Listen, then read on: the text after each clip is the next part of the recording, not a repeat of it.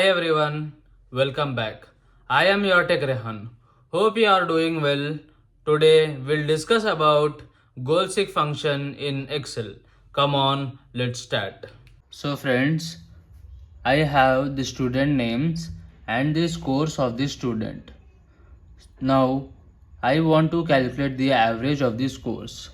So we have a formula equal to average the row of the scores, close the bracket, enter it. You can see we got the average of the scores. Now the given target is 90%. Here the question is how much should Vignesh score to get the average as 90%. For that, go to data tab. In that, what if analysis, goal seek.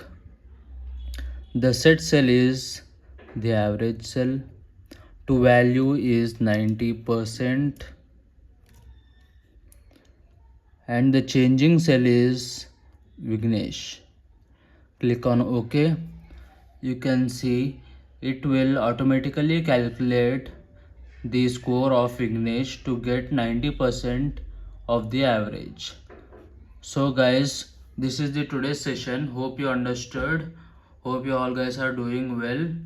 Please follow my page to get more updates like this. Till then, goodbye.